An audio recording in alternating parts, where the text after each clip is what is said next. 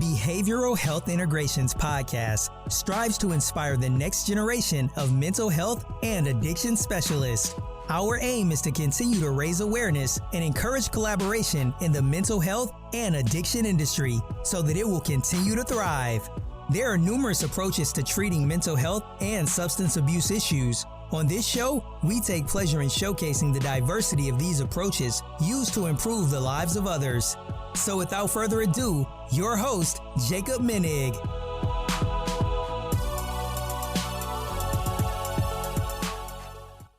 Wouldn't that be wrong also? And the truth is that answer is if the core to whatever you do in life starts with morality and goodness, continue. Even if you get blessings out of it that might be somewhat short-sighted to someone else. And that's okay. So I started realizing these things, and what I realized deeply was virtues. You see, I realized that no matter who achieves in life, usually has something to hold on to. When life knocks them down, they know certain things about themselves in life that they could latch onto and to move forward. When people talk about things, Good. It's a pleasure. Pleasure's all mine. Thank you for having me, man. If I've been on multiple podcasts already. I think in the last year I've done maybe 8, something like that. And I've done a lot of the public speaking in the last year as well. I've done from big stages to hotels to little things like that. So it's been quite a year. I can't complain. Good. No, I'm happy for you. Let me try. Thank you very much, man. I saw some of your podcasts. I saw a bit of your interviews. I really enjoyed it, and the truth is they're pretty interesting. I saw more of the older ones, so I'm not I'm leaving you know that I'm sure you've only improved since there. So I'll let you know, by the way. Also, I'm going to check out the last ones because I like to do a bit of, from the beginning till the end type of thing. But as well, I like your work as well. I'm very happy to see that you're consistent. There's a lot moving there. How long have you been doing the podcast for? Year and a half, maybe a little bit more. And how many shows do you have in total? So I published 80. I probably have 3 more that I need to edit and put out. So maybe 83, 84. God bless you, man. Well done. It's probably 84 more than most people. Yeah. It's funny when I started getting to this game or whatnot. I don't know. I had to control my expectations, and I'm sure you're aware of the podcast life and everything and how difficult it can be. And just controlling your expectations and being consistent is the most important thing from what I've heard. Well, definitely expectations is a big one in general. I always like to say expectations, we know, is a recipe for disaster in general. Yes. People always say it. But in life, everything seems to be a measurement to me. So I ask myself, what's the measurement? And the truth is, it's children that teach us best when it comes to expectations. You see, when your parents used to fight, you didn't stop yourself and look at them and tell them, hey, guys, you're messing me up. You're leaving me with trauma. I'm going to be the victim here. That's not what you did. Instead, you look at them, and within your own thought process, you would tell yourself, I will never do what they're doing to my kids. That's what you would say. That means that the expectation internally that exists automatically, biologically, children know how to process it on themselves. And that's the concept of paying attention to your own grass, to look at your own plate. If you're looking at something that, of course, humanity needs to have a measurement of expectations, if that's the concept, then you're going to have to go ahead and learn to process it. And the best way the only way I see expectations to lead to a proper outcome is on yourself. And that builds then the consistency. Because if I expect for me to be more than me every day, then 1 podcast, 2 podcasts, 70 podcasts, 82 podcasts, 150 podcasts. And it keeps growing because the only person you expect from is yourself. So they somewhat correlate, especially when you're working on something. It's phenomenal to see. Well done, man. That means you had an impressive year. Well done. I don't know who told you, but I'm going to tell you, chapeau. Well, thank you. No, and it's just so funny because you literally spoke to my childhood. It's crazy to hear. It's I would say in a way it's somewhat sad. It's not sad because the reality of life is most people have to go through trauma. And I guess within our generation, the last 100 years, a big part of our trauma, our experience, because that's what it is. It's an experience that we don't know how to deal with, seems to be coming from broken homes. You see, I come from a broken home. 50% of today's society, you can tell they're just getting divorced, or they're not even getting married anymore. They don't believe in relationship, or they tend to fall to things that aren't relevant just because they've been so traumatically brought up. That's what it is. It's people have gone through a lot of pain. And I think Simon Sinek said it. He's like, we were all dealt a bad hand. It's not your fault. But what are you going to do about it? That's the question. If it's no one's fault, where's the choice? Exactly. You have to make the choice. Even like if you want to go the route of like therapy to fix it or help yourself go through those issues, like you got to put in the effort and the want in therapy to fix yourself. 100%. There's always that 1%. I always say, and that 1% is extremely important. If you're not willing, I call it self-sacrifice. I'm sure a lot of people have seen that video of Jim Carrey who says, depression is getting to a point where you hate yourself. You hate that character you've created, that persona, that way of being. You hate him. And that's, I think, something that today's psychology doesn't really look at. They usually up you a bit. They tell you you got it, you could do it, and the truth is we're so broken that we go in for help and they tell you it's going to be okay. You leave and you're like, wow, I must be really crazy because everyone's telling me it should be okay, but I'm not actually feeling good. So he says that concept is really getting to a point where you know that everything you've chosen till now, or this person you've created, has been harming you. And that's why I feel like today's number one virtue that anyone should carry is, to a certain measurement, a sense of self-nullification, self-sacrifice, becoming selfless, looking at things objectively. The reason for that is because you could only think one thought at a time. And if you have become the victim, or you're in pain, or you've completely lost touch of the concept of choice, the only way you're going to heal is by getting rid of who you've become so that you could create someone new in the future, that better version of you. I called it, at one point, Isaac 3.0. Oh, nice. It had to go through 3 very big impacts for me to somewhat change my way of life and decide to, what I like to say in a way, is becoming the hero to your story. Yeah. Like, you have to tell yourself a story. And the story you tell yourself is very important. And the brain is plasticity. And that means all of this thought process you're using, it's creating pathways and it's strengthening that ideology. You become very radical to your own thought process at times. Yes. So you got to be careful. You got to be able and willing to listen and to have talks and communicate and to think and to sit alone and understand that sometimes, no, it's not okay. Your therapist is wrong and you're right. You're all messed up. And sometimes, most of the time, we trace it going back to our childhood. No one taught you, Jacob, what it means to be truly empathetic, or that the concept of freedom of choice means that you're not allowed to be a victim. You see, today's society ups the victim. But if you're a victim, right, that means I'm in charge of how I dictate how you feel. If I'm the guy who did you wrong, you're looking for justice, right and wrong. So you're looking for who's right, and then you get hurt. Now, if you're a victim, that means that you don't choose any longer how you feel. For example, you're stuck in traffic, you get mad. You don't choose anymore. You lack the concept of choice. So in life, when someone says that they're the victim, they're in pain, and it's a very deep philosophy of understanding. It's not that you can look at it. I'm not debunking pain and what people go through. Again, we're all dealt a bad hand. But if you believe in choice, then life will hit you. But I choose to get up. It's a very different concept now. It's so funny you say that too, because when I look back in my life and a lot of the bad situations I sometimes get myself in, it's like when I allow other people to like control what I'm doing or what I'm thinking, or, oh, you should do this or that, going against my better judgment. So it's like they're controlling me. So that's where I really get a sense of like the victim, what you're trying to say right now too. Is very powerful. I'm happy. Thank you, man. It's good stuff. No, by the way, it took a card to hit me for me to start thinking in that way in life. It's not You see, the reason why I've decided, by the way, I don't know if we mentioned it, I'm a public speaker.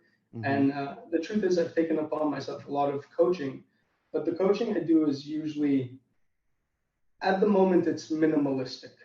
Okay.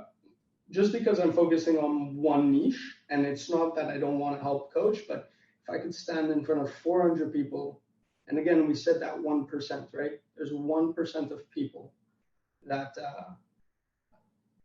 1% of people need to give that 1%. If they don't give that 1%, they won't move forward. So sometimes you could coach someone for 6 months and he doesn't move forward. So you spend a lot of time and energy. But if I'm constantly trying to spread a message, and that message is to everyone that's within my world, my pain, my whatever may be, if I have the option to speak to 400, 100, 200 every time on a different stage, a different hospital, a different whatever may be, that means that statistically I might be able to actually grab one to make a change in his life. So I'd started my journey as a service to help people. That was it. And of course, I have friends and people that call me and I help them all the time. It's what I do now also as my purpose, my meaning, a job, an income, everything together. But it's because people really need it. They need to show me that they want that 1% of change. I guess it's a bit of leadership skills. There's two types of leaderships. There's technical and there's fundamental and there's adaptive. Technical leadership means I tell you what to do and you do it. Adaptive leadership means I'm going to teach you, but you have to learn, because from here on you're on your own. You're gonna have to know how to adapt in the physical, financial, mental, spiritual, in every realm of life. You're gonna have to know to adapt.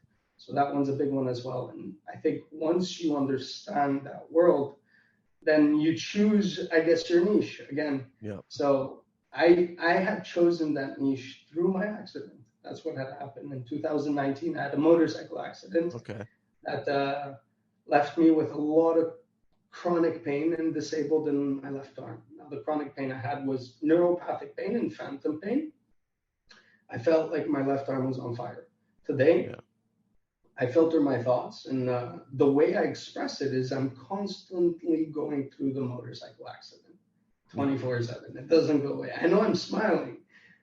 Most chronic patients are not even capable to smile when they get to where I was. Can you help my audience out? What is phantom pain?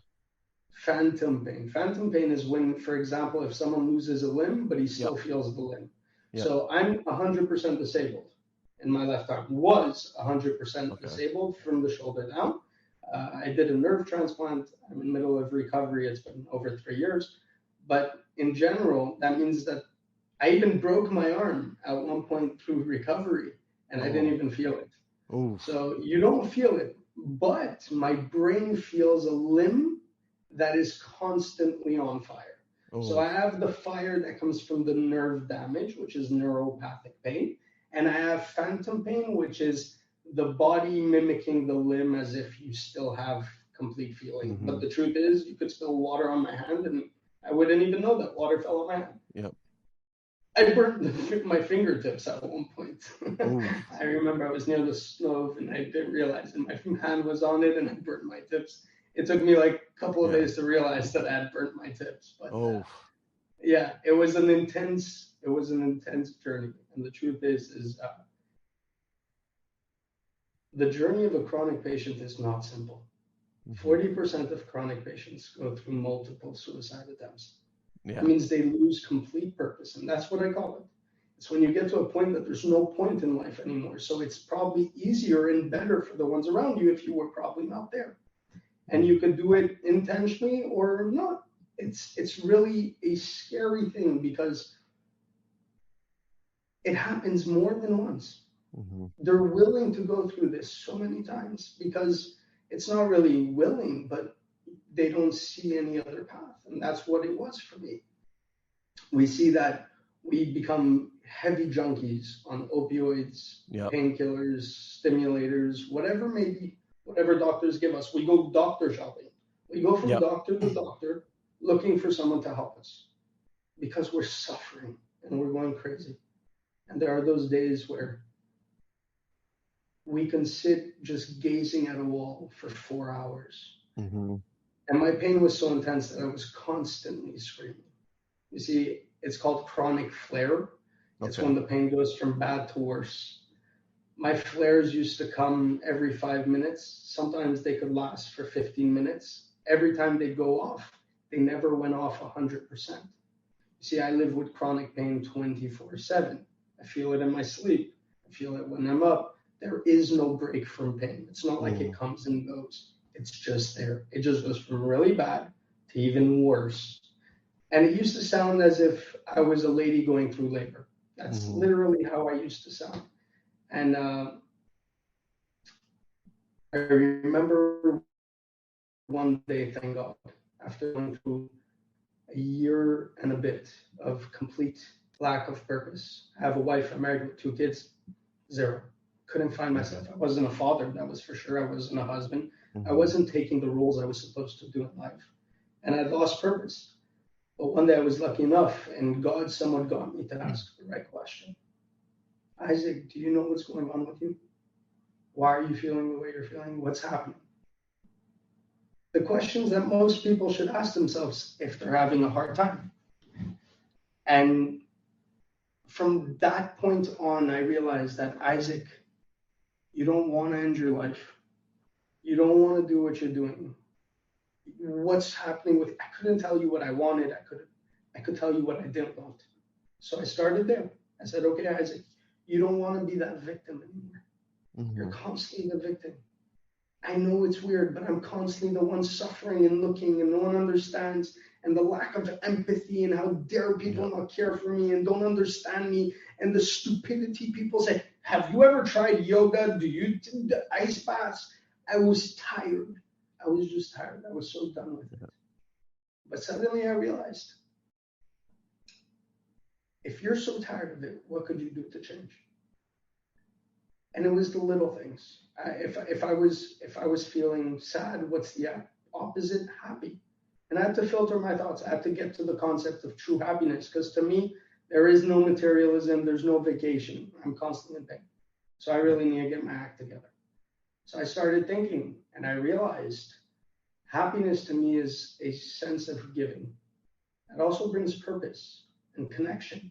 But I didn't realize, but I could tell you that the most amount of joy I got in life usually came from me doing something good for myself or for someone else. Even better when it was for someone else. So I said, okay, I can't physically give anyone. I'm a huge junkie. I'm so lost on all sorts of meds, and I'm starting to even ask my friends if they could get me different hookups for anything, because I'm trying to escape, run away from this trauma I'm dealing with. And I decided that if I can't give physically and I can't give right now financially, then I'm left with only mentally in a way. So how can I give mentally? And then I realized it's putting a smile when you go downstairs. It's even though you're in pain, in line for coffee, and someone looks at you, you nod your head with your eyebrows up. And it's to be the optimistic in the pessimistic circle. It's to try to care. It's to listen. You see, I went one day to buy myself cinnamon buns, and I was with a friend, and I was telling him, this is what I'm going to do, bro, and I'm telling you, it's going to change everything. And he was having a very hard time in his life as well. We were both starting. I don't know where this guy is anymore. Kind of disappeared on me. Connor, man, if you're out there and you hear me, I love you, buddy. But we had went and we were talking about how that's going to change the game. How empathy and kindness and caring is going to be the point of view, and you're going to have to listen. So we went to buy coffee, and I remember there was like cinnamon buns or something. Like, I'll buy my kids. And I go in, he's like, it's $5. I'm like, thank you. I give him the money, and he looks at me and I smile. I'm like, you're okay, man? How's your day? And I'm trying to smile, and I'm suffering completely. Back then I was also trying to withdraw, get off the drugs. So I was sweating. But the guy doesn't even notice. He's like in his loop, and he goes, life's not so easy at the moment. And he starts complaining. He starts telling me about the hardships financially. And everything he's talking about, I seem to find the awareness of finance. His life is financially bothering him. It wasn't the job. It wasn't anything. It wasn't someone hurting him. It was he didn't like the fact that he didn't have enough money, which means he probably struggles financially. And I'm not judging the guy, because don't be fooled, right? A lot of people say money, that if you don't have enough food to feed your kids, it's going to mess with you.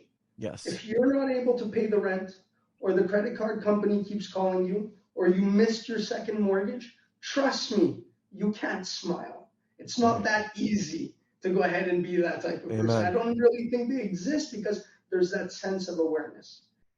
But his life issues at that moment were financial. So I remember I had a 20 and I gave it to him. And for some reason, when he came to give it back to me, I told him, buddy, you keep that $15.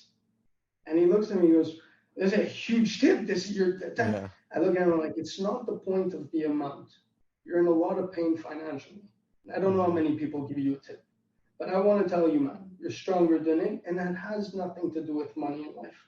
I wish you to smile and understand that you're able to find something, and it has nothing to do with money, and through that, you will achieve your financial life success, whatever you're looking for. And he smiled and he said, thank you. Till today, this guy notices me, says hi, waves, smiles. Kumbare, I live in Cyprus, I speak Greek, right? He's a very nice guy. I don't even know his name, but he knows me.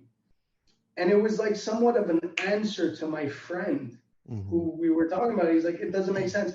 I'm like, you know how good I feel? It's almost like if, and I got to a point in my life, I asked myself, isn't it a bit like, you know, I'm doing it for me? Wouldn't that be wrong also? And the truth is, that answer is, if the core to whatever you do in life starts with morality and goodness, continue. Even if you get blessings out of it that might be somewhat short-sighted to someone else. And that's okay. So I started realizing these things. And what I realized deeply was virtues. You see, I realized that no matter who achieves in life, usually has something to hold on to. When life knocks them down, they know certain things about themselves in life that they could latch onto and to move forward. When people talk about things, they talk about leadership, empathy, family, the honesty. These are virtues. This is what they're talking about. Nietzsche says, we all are born with virtues. Dr. Jordan Peterson says we all choose our virtues. I believe that it's a measurement of both. We are all born with certain characters that emphasize other emotions and virtues in us that are stronger than others, which we have to choose them and figure them out and use those virtues as our characters to life. So it's a mixture of both. So I decided that, okay, I'm going to start with my virtues. Today, my personal virtues that I chose in life was faith, because you need to have faith in yourself, faith in God, faith that things can be better. The second one was self-awareness. I said, what was I doing when I was sitting on bed and I was trying to go back and forth with my life? The truth is, I saw a story that had happened that got me to understand that the people there were lacking self-awareness. So it helped me realize something to myself. Okay, there's a lack of self-awareness here. So I chose my second virtue as self-awareness. My third one came from self-nullification, self-sacrifice. I got into a point where I was just sick of being the victim, sick of being the one who suffers, who can't achieve, who's not able to, who apparently their doctors say he's going to live on drugs the rest of his. I was just done with that. I was done of the persona I created. A persona is a mask. It's the Greek word for mask. Okay. Latin, Greek back in the day. Persona means a mask. What's a mask? A mask is, and this is how you go to childhood trauma. I didn't realize trying to recover would bring me back home, because if you're carrying a mask, what does that mean? That means that as a child, the way you used to react was according to how the external world reacted back at you. So you put yourself boundaries. Oh, I can't say this. I can't do that. You created a persona according to your surroundings. Now, everyone has to. But if your life is completely sideways, and there's not, you feel like you don't have any freedom of choice, you can't choose to do anything more with your life, if that's where you got into, then that persona has killed you. Yourself has killed yourself. And I had to let him go.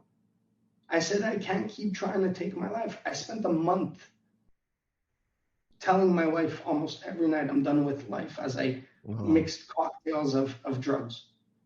And I told her, don't even try to wake me up. I'm just done. Now, that guy would have killed me. Yeah. So I realized that I was self-sacrificing, and it hurts. It hurts to change your character. It hurts to change your habits. It hurts to change your emotions. It doesn't feel good to try to, take complete accountability. Like we said, acceptance. Not acceptance. Sorry. We spoke about at the beginning. It wasn't acceptance. We said we had to learn to go ahead and, what was the word we used? I can't escape my mind right now. Tzipiot, expectations. Yes. That was the word. I said it in Hebrew and then it came back in English. Yeah. But we have expectations on the world, and that was killing me. So I had to change everything. So I use self-sacrifice. That's my third personal virtue. From there, fatherhood. You see, one of the changing points in parenting for me was one day I was sitting with a friend. Now, I grew up without a father. Okay. I grew up with a father for a very short time, my stepfather, but even him, it didn't work out. So I grew up without a father figure. The real male role model. Exactly. No male role model. Now, you see a child, my dad walked out when I was 6.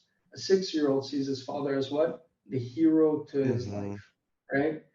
And without realizing, when I got to parenting, I asked myself, what is my job as a parent? And as a 6-year-old boy, the only answer I could come up with was the hero to my child's story.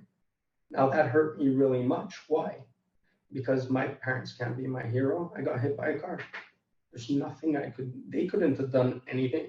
If I had expectations for them to actually be heroes, no one could save them. So it's not really to be a hero. That's not my job. Yes, I need to protect them for a certain amount of time.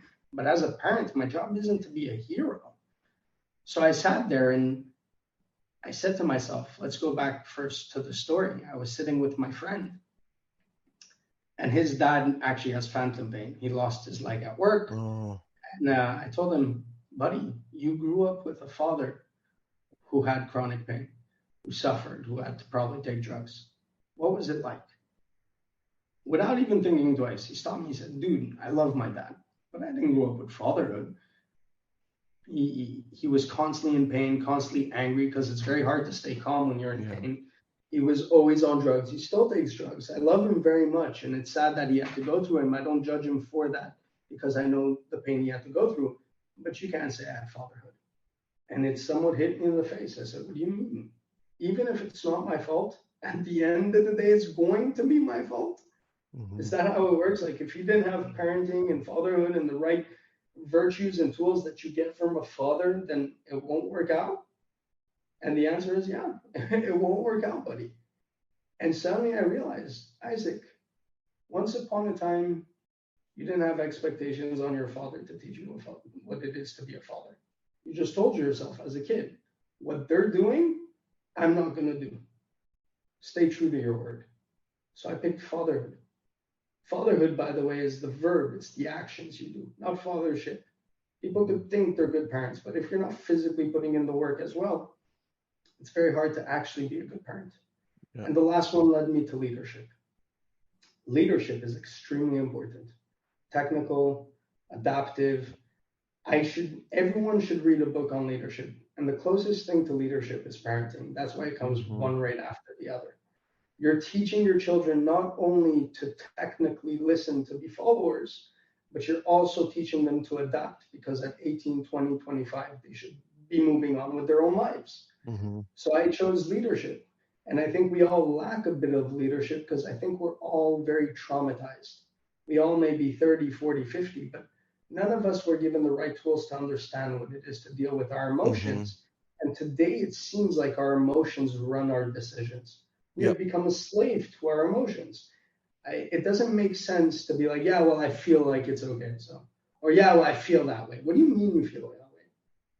There's facts, there's statistics. Now, yes, I agree. Statistics aren't 100% true. Yeah. But they're a great indicator of where you stand.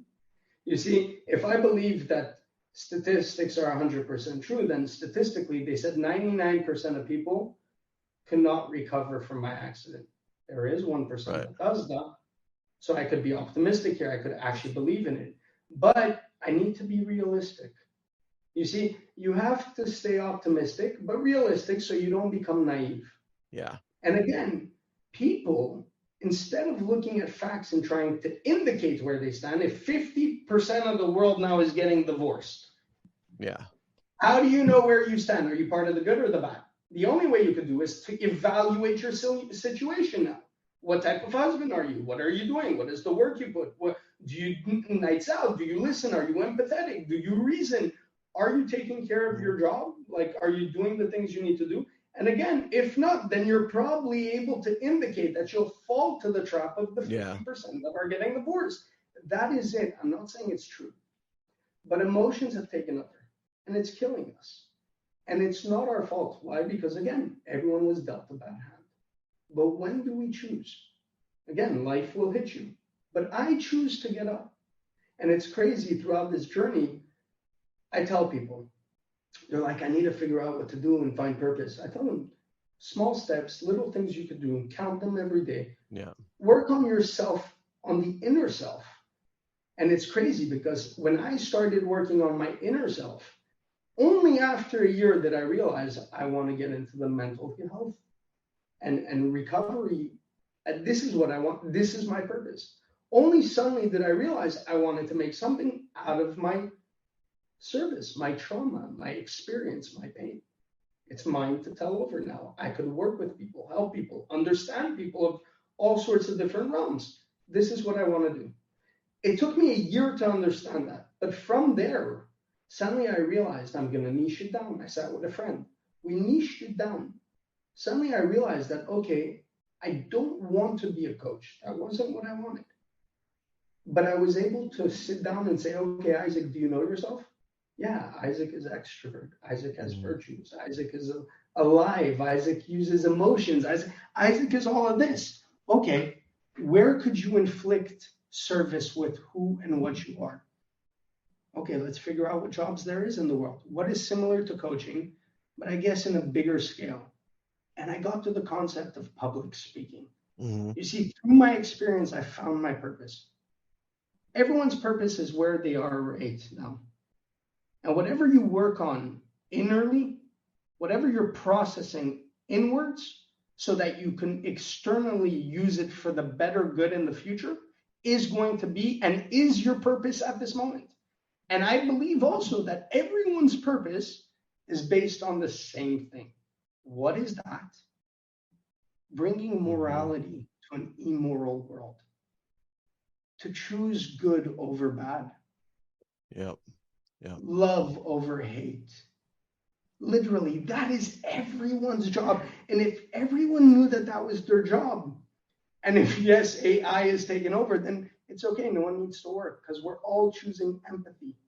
We're all choosing guidance. We're all choosing. And again, it's just learning to work on yourself, change your surroundings. Everything keeps moving. It's crazy. But when I started, I didn't expect my wife to dance.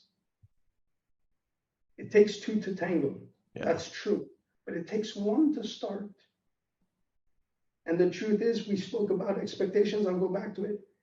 One of the things is I gave up expecting from humanity. And I said it to my wife many times. I'm like, it's funny.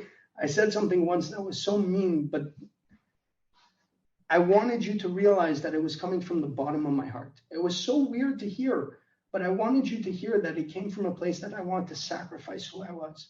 And I told her one day, I said, if the only way I'll create this relationship, imagine that. I'm telling my wife that it's like it's gone. There's no existence of what he is. But the only way I'll take accountability and be able to change things is if I have zero expectations from you. None. Now, in a relationship, that's not healthy. You need some. But if you're the unhealthy one in the relationship and you expect from your spouse at all times to be in charge, then you got to really change and go extreme. So I had to go extreme. I had to go to a point where every time there was something that bothered me, I didn't give two shits. Mm-hmm. None. You And give that's it a it. lot I'm of done. power. I didn't give it, and that's it. I sat down with my brother after a year of finally getting clean and everything. Yeah. So the year before that they saw me, I was always mad. I was getting mad. Mm-hmm. I was telling them no virtues. I was giving them that belief that I found, and you guys can't, and no victimization and stuff. But I was getting mad, which means at some point I've probably still felt like a victim somewhere.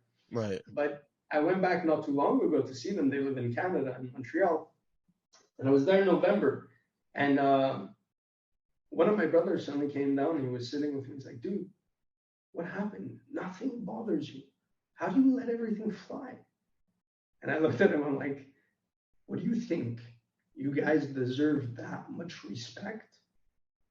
And he couldn't understand me. He's like, what do you mean that much respect? I said, you think I give you the right to dictate how I feel? What, you're going to do something, yell at me, get mad at me, take something, ruin something, and that means I have to be mad, sad, or depressed? Yeah. I don't give you that much respect, bro. I love you by all means, but I am in charge. I choose how to react to life. Mm-hmm.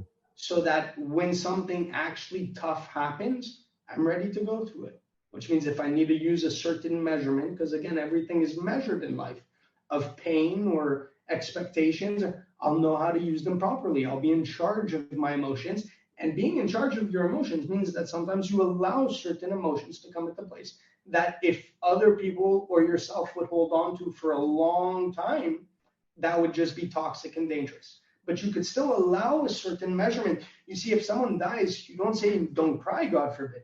You mourn over the person, Mm-hmm. you give them the shoulder without talking, complete empathy. But you can't just be like, oh, there's no such thing. You have to be happy. Everything should be good. No, there's hardship in life. The world is a filter of hell, of heaven, right? The Yeah. concept is heaven. It's a filter. If you filter heaven to its Yeah. max, you get to hell. So if the world is in between both, that means we're a filter.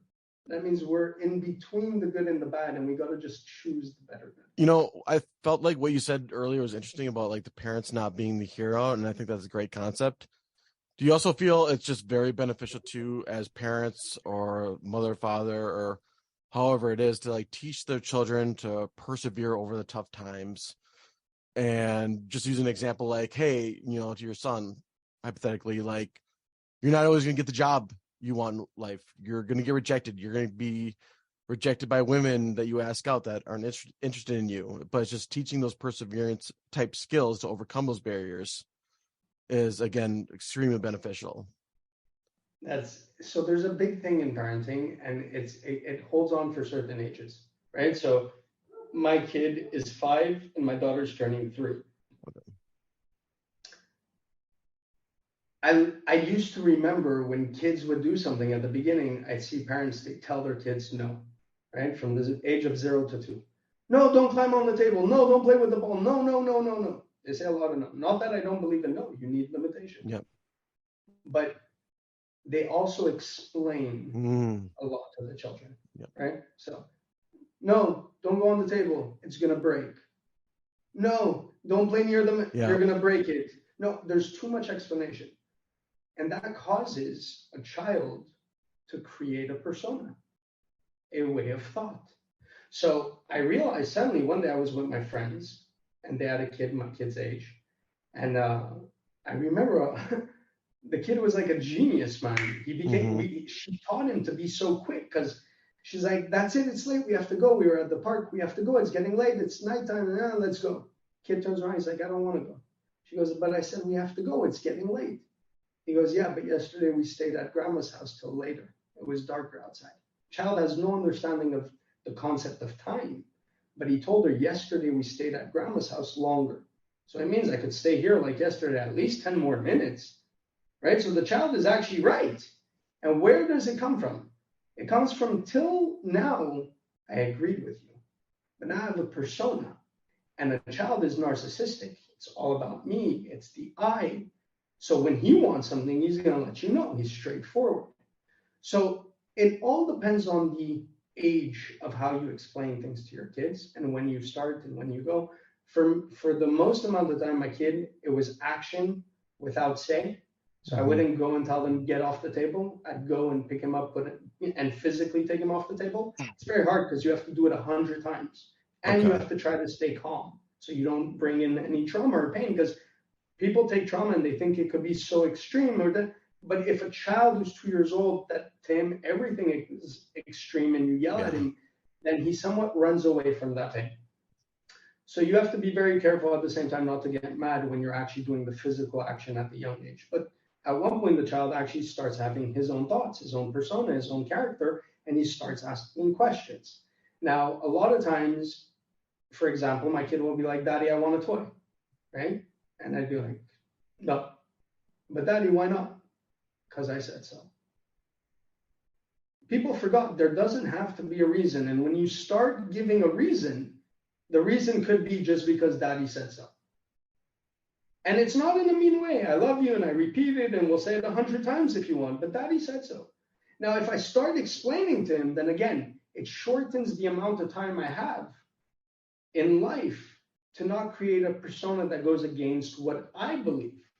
And it also creates an understanding that I'm here for you, I protect you, even when you go out with your emotions or whatever maybe, or you want something, even though you don't understand, I understand and I'm still here. It's a guidance to the child. So let's even take a step back. What is the job of a parent if it's not to be the hero? To me, it's guidance without judgment. You see, because the reason why you're not allowed to judge your child is the reason why he doesn't want to talk to you.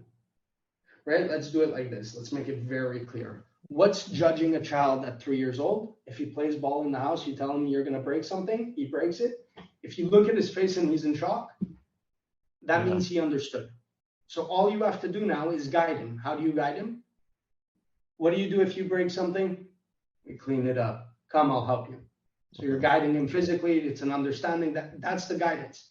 Yeah. What happens, though, if he makes the face and you go, can't you see I told you? I told you not to play. What happens? His face tells you, I messed up and I know it. And you, by telling him the problem, you're saying, you're right. You are a shitty kid. You did know the problem. It creates more shame. It's double punishment. Yeah. Double punishment.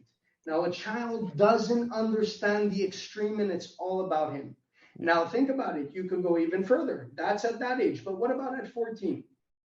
Let me guess, Jacob. You could still remember clearly which one of your parents were the ones that would give it to you over the head if you would come home late. Mm-hmm. Mother or father? Don't answer. We don't need to know. Yeah. Okay. But you used to get it over the head, which means when you messed up and it was 3 a.m. and you're on the way home, you used to tell yourself things probably like, oh my God, what did I do? I can't believe it. Why did I do this? I should have just went home. It wasn't even worth it. The whole time you judged yourself on why you did the action because you knew the outcome was going to be very severe. And when you got home, what did the parents do? They showed you that you were right. It was severe. So for an hour till you get home, you judge yourself, and then your parents sign the contract. Yeah, you messed up. They agree with you. And then people don't understand why kids lack that confidence. Well, you crush their confidence for so long. And then from there, we see very sad things, but mostly in their 20s to 30s, you lose connection with your parents. You live your own life, you're saying, but you lose that every time you call or go see her and you pick your friends over, and there's a lack of respect to your parents, even though you don't think it is. But if you don't respect the person who brought you into life and raised you because of the trauma they gave you, first of all, you owe your parents your life. They gave you life. You owe them life. If it's not physically, well, then it's mentally in any way you could give more than that. So if till 20 to 30, you're not really talking to your mom and you don't like her, and then what happens at 30? Oh, I don't have time for you. I don't like it. It's okay. And then the parents are 70. And they say things like, yeah, but you never call and you don't love me. What did the 30-year-old, 40-year-olds now answer? I love you, Mom. I love you. I love you. The answer is, I love you. I just don't like you. I don't like your character. I don't like you as a person. I don't like the history you have left me traumatically. I don't like what you did to me. I don't like how you think. I don't agree with you. There is almost nothing about you that I would say that I respect. but I love you because you're my mom. And now I'm 40 years old and I understand the hardships of life. It took me 40 years to understand, but I don't like you. So you're saying like the reason that you love them is because they brought you into this world, right? That's like enough to love. Sorry? So you're saying like the whole love you concept, even though you're saying all these things that they did upset you, traumatize you, the love comes from just them bringing you into this world. At the end of the day, we go back to loving our parents. Do we like them? No, but we always love them. It's very rare to have people that really, really hate their parents. So the love is there. And again, love is one of the worst things in today's world, in my eyes, because we're all working on love. When the truth is, if my wife came to me and she told me, Isaac, I love you, I just don't need you, I think that would kill me. But if my wife told me, I don't love you, I need you, I think that'd be okay. So I think we emphasize the concept of love. But again, you can tell me you love me from here to today.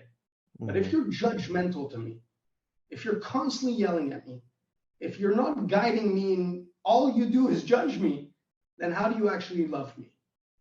You know, there's a story that one guy drinks, the other ones look at him and he's like, oh, I love you, man, I love you. He's drunk. So the guy who's drunk, who doesn't want to deal with it, stops him and he goes, if you love me, what's my problem? What's my problem? What hurts me in life? Now, again, if you're a child and you feel judged by your parents and you come to your kid and you're a teenager, you don't even know it hurts me, mom. Yeah. And if the mom doesn't know, that's a problem. You're willing to go ahead and tell your child that, but you don't know what hurts them. And again, like you asked me at the beginning, do you think it's important to let them know and to teach them for the future to adapt? Yeah, but how did you say it? How did you say it? Did you say it in a way that they feel pained? Or did you say it in a way that you were expressing how you think it could work out? But again, I'm not judgmental. Even if you choose something else, I still love you. How did you say it?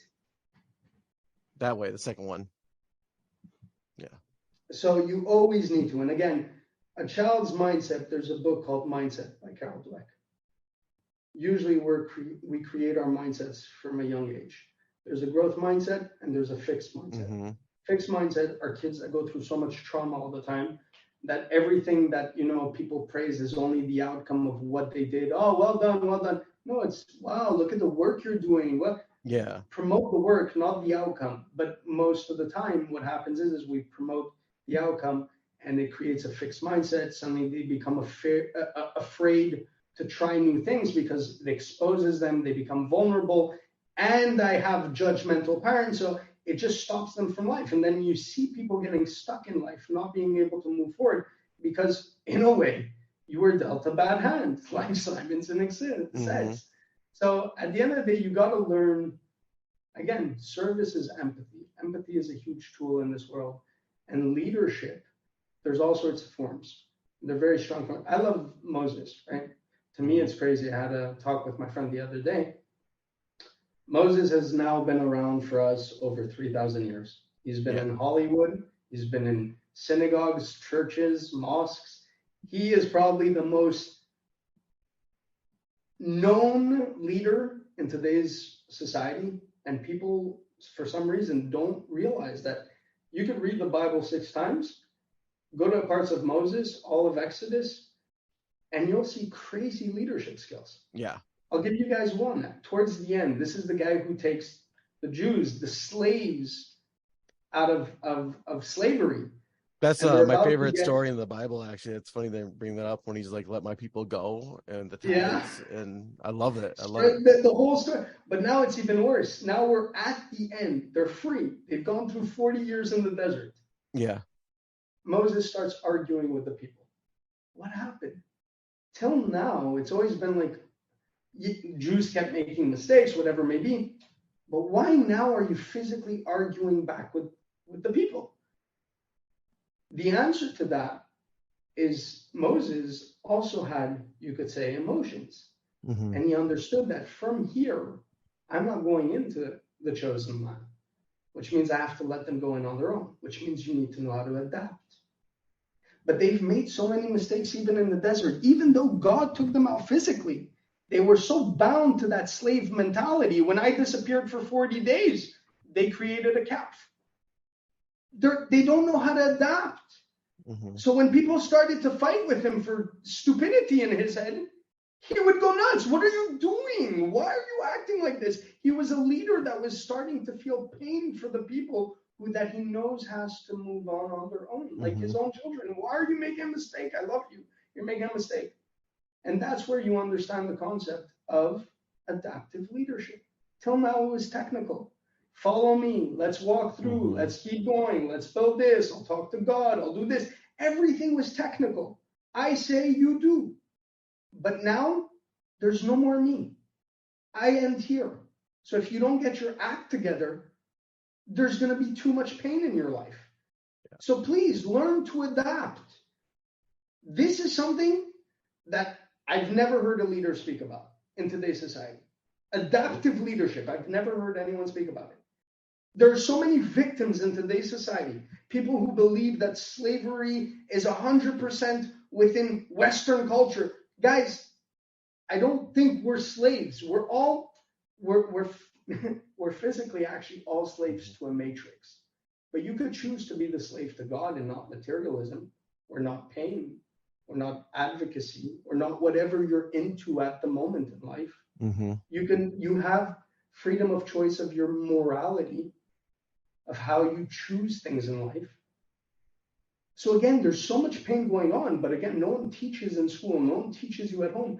Hey, my son, you need to learn to listen. Why? Because in life, you have to know how to be a follower if you want to be a leader. The only way you could know is if you follow. So follow what I say for now till you get wise enough to understand. That is called technical leadership. You are learning the first foundation to what you need to do in life. And the second one, my son, will be adaptive. Once you understand how to follow, you'll adapt within your reality, your trauma, your experiences, and you'll become the light, the shining pillar to your society, your leadership through your game in life.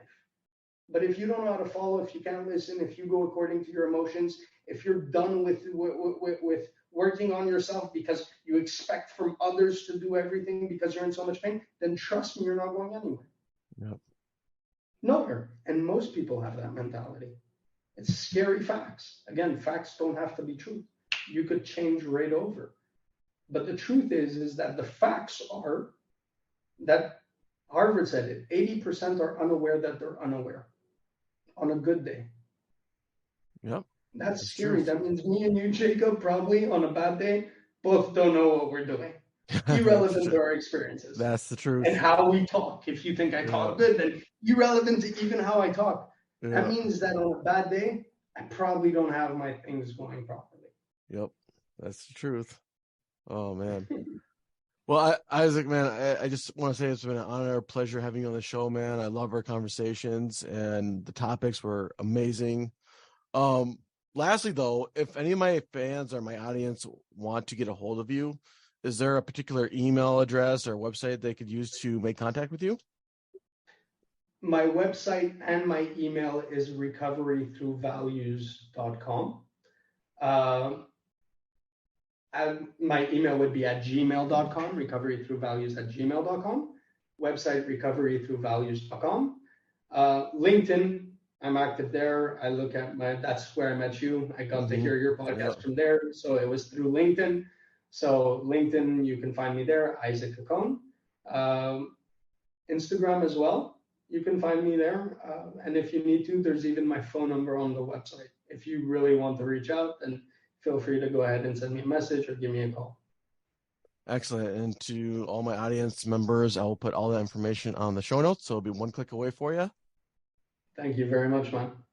And again, Isaac, it was a blessing having you on. Thank you. Thank you very much, man. I wish you a lot of peace, and thank you for having me.